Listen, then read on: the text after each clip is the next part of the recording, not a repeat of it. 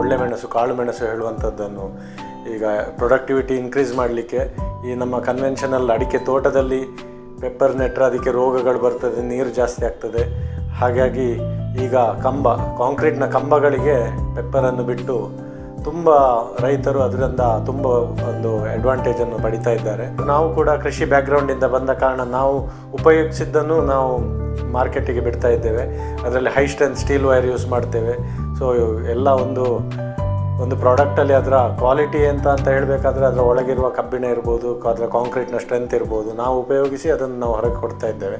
ಮೊದಲೆಲ್ಲ ರೈತರು ಮರಕ್ಕೆ ಪೆಪ್ಪರನ್ನು ಬಿಡ್ತಾಯಿದ್ರು, ಒಳ್ಳೆ ಮೆಣಸನ್ನು ಬಿಡ್ತಾಯಿದ್ರು, ಈಗಲೂ ಬಿಡ್ತಾ ಇದ್ದಾರೆ. ಆದರೆ ಇದರಲ್ಲೊಂದು ಸಣ್ಣ ಡಿಸ್ಅಡ್ವಾಂಟೇಜ್ ಅಂತ ಹೇಳಿದರೆ, ನಮಗೆ ಅಡಿಕೆ ಕೊಯ್ಲು ಮಾಡುವಾಗ ಡ್ಯಾಮೇಜ್ ಆಗ್ತದೆ, ಇನ್ನು ಗೊಬ್ಬರ ಹಾಕುವಾಗ ಅದರ ಬುಡಕ್ಕೆ ಪೆಟ್ಟಾಗ್ತದೆ, ಇದರ ಬೇರಿಗೆ ಪೆಟ್ಟಾಗ್ತದೆ, ಗಿಡ ಸಾಯ್ತದೆ, ರೋಗಗಳು ಬೇಗ ಹತ್ರ ಇರುವ ಕಾರಣ ರೋಗಗಳು ಬೇಗ ಸ್ಪ್ರೆಡ್ ಆಗ್ತದೆ, ಒಂದೇ ಸಲ ಇಡೀ ತೋಟ ನಾಶ ಆಗುವ ಸಮಸ್ಯೆ ಇದೆ.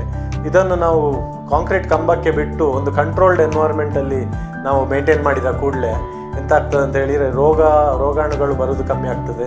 ನಮಗೆ ಎಷ್ಟು ನೀರು ಬೇಕು, ನೀರಿನ ಗೊಬ್ಬರ ಎಷ್ಟು ಬೇಕು, ಕ್ಯಾಲ್ಕುಲೇಟೆಡ್ ಅಮೌಂಟ್ ಕೊಡಲಿಕ್ಕೆ ಆಗ್ತದೆ. ಇದರಲ್ಲಿ ಇಳುವರಿ ಕೂಡ ತುಂಬ ಜಾಸ್ತಿ ತೆಗಿಬೋದು, ಫೋಕಸ್ ಜಾಸ್ತಿ ಕೊಡ್ಬೋದು.